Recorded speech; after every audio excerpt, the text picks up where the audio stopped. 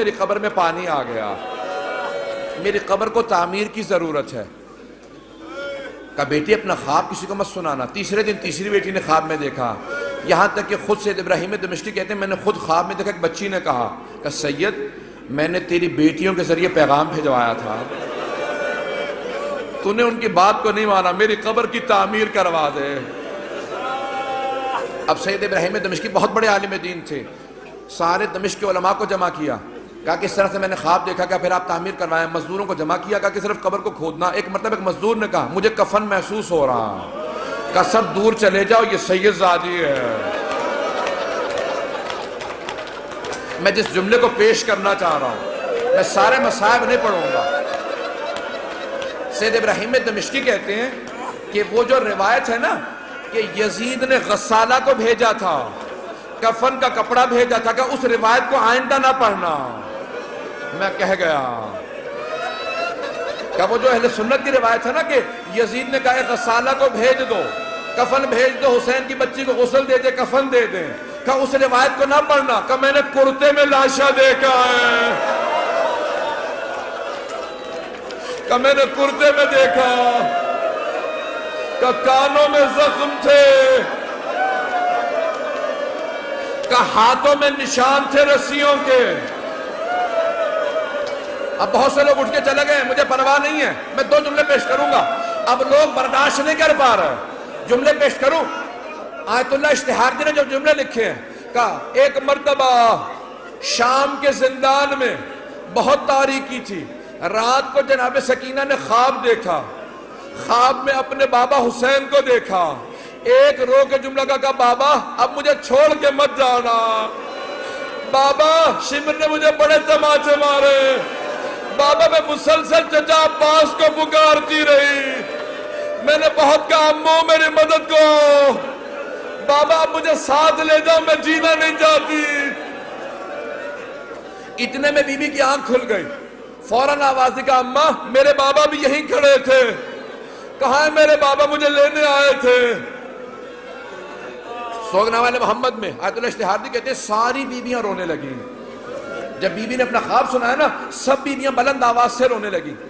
کہا ایک مرتبہ یزید نے آواز سنی، اٹھ گیا، کہا کیا بات ہے، یہ کیوں رو رہی ہیں، مجھے آرام کیوں نہیں کرنے دے رہے ہیں؟ کہا ایک بچی ہے بار بار کہتی مجھے اپنے بابا کے پاس جانا۔ کہا کون ہے اس کا باپ؟ کہا وہ حسین کی بیٹی ہے۔ کہا جاؤ حسین کا سر دے دو۔ ایک تشت میں سر سید الشہداء کو رکھا، اس پہ ایک کپڑا ڈالا، جب تشت لائے ساتھ میں ایک مشل تھی، ایک چراغ تھا، بی بی نے ایک مرتبہ مشل کو، ایک مرتبہ اس تشت کو آتے دیکھا، بی بی نے کہا مجھے کھانا نہیں چاہیے، مجھے کوئی پیاس نہیں، بھوک نہیں ہے، مجھے بابا کے پاس جانا۔ اس نے تشت سے کپڑا ہٹایا، بی بی نے بابا کے سر کو دیکھا، کہا بابا جب خیمے سے گئے تھے آپ کی رگیں کٹی ہوئی نہیں تھی، بابا میری محبت کا واسطہ میرے پاس آ جاؤ۔ ایک مرتبہ تشت سے سر اٹھا، بی بی نے آغوش میں لیا، اپنے گال کو امام حسین کے رخسار پہ رکھا، کہا بابا مجھے لے جاؤ، میں زندان میں نہیں رہنا چاہتی۔ ایک مرتبہ بیویوں نے ہلکا باندھا، رونا شروع کیا، دیکھا بچی گر گئی۔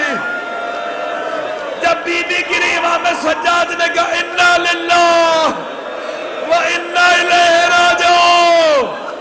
بیویاں سمجھ گئی اب بچی نہیں رہی، امام سجاد نے زندان میں قبر کھو دی، جب لاشا ہاتھوں میں لیا آواز دی او 72 کے عزادار بابا اپنی بیٹی کے لاشے کو لے لو۔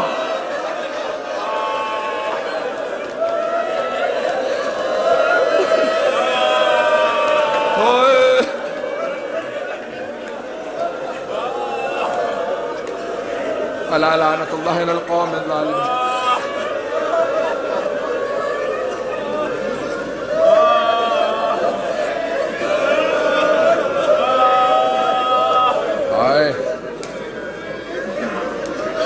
وَسَيَعْلَمُ الَّذِينَ ظَلَمُوا أَيَّ مُنْقَلَبٍ يَنْقَلِبُونَ۔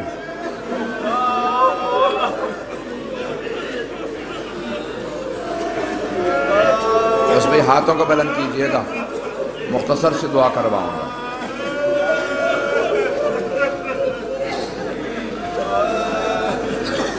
آج جن خاندانوں نے نیاز دی ہے، مولا ان کی نیاز یہ قبول فرما۔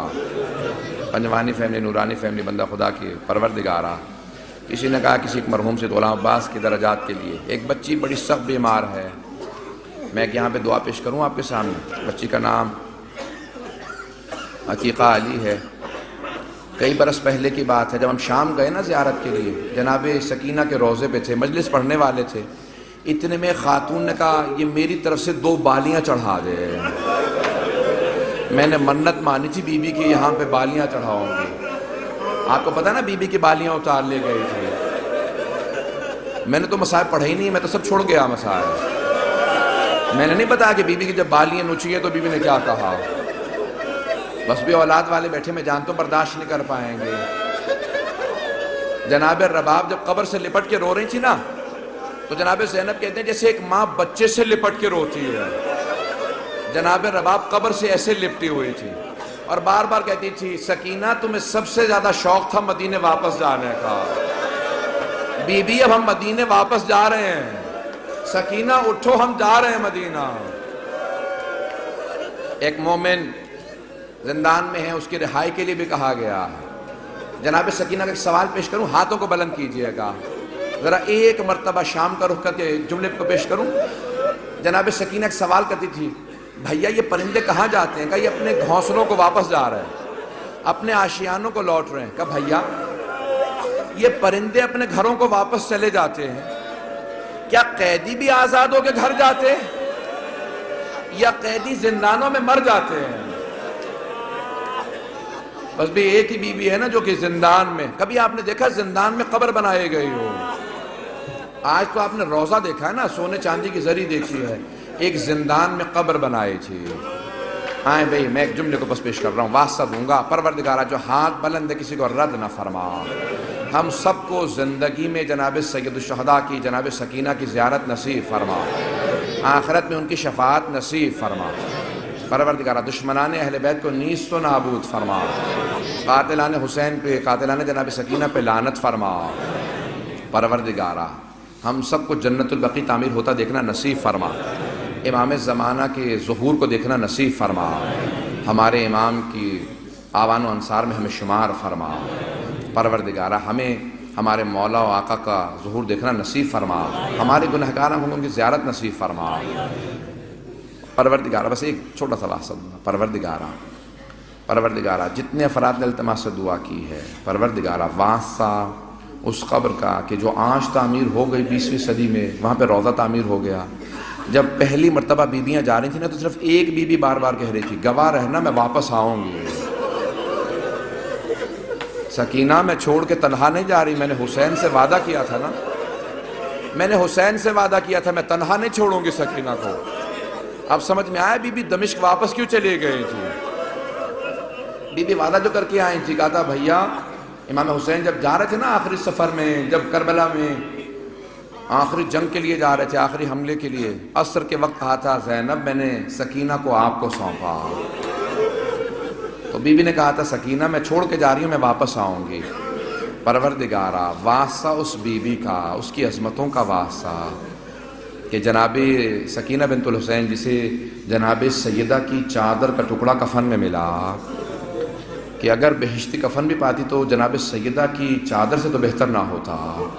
پروردگارہ اس بی بی کی عظمتوں کا واسطہ، جناب سید الشہداء سے ان کی محبت کا واسطہ۔ ایک جملہ میں نے چند برس پہلے پڑھا، اس سے پہلے کبھی نہیں دیکھا تھا، جب مولا نے آخری مرتبہ عصر کے وقت جناب سکینہ کو سینے سے لگایا نا، بہت زور سے پیار کیا، بی بی بہت رو رہی تھی، تو اس وقت ایک جملہ کہا کہ بی بی مجھ پہ سب سے زیادہ رونے کا حق آپ کو ہے،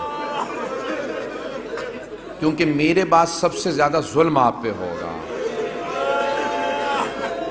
اس وقت بی بی نے کہا کہ بابا آپ نے ہمیشہ کہا کہ بیٹوں کا بھی حصہ ہوتا ہے، بیٹیوں کا بھی حصہ ہوتا ہے، بابا میرے حصے میں کیا آیا؟ تو مولا نے تھوڑی خاک کربلا اٹھا کے بی بی کے سر میں ڈال دی۔ بی بی نے کہا بابا یہ کیا کیا آپ نے؟ کہا بیٹی آپ کے حصے میں اسیری آئی ہے، شام کی قید آئی ہے، یتیمی آئی ہے، پروردگارہ اس بی بی کی عظمتوں کا واسطہ ہماری مسورات کے پردے کی حفاظت فرما۔ پروردگارہ دشمنان اہل بیت کو نیست و نابود فرما۔ پروردگارہ ہمارے مقامات مقدسہ کی حفاظت فرما۔ نجف و کربلا کی، کاظمین کی، بلد کی، شام کے تمام روضوں کی، سامرہ کی حفاظت فرما۔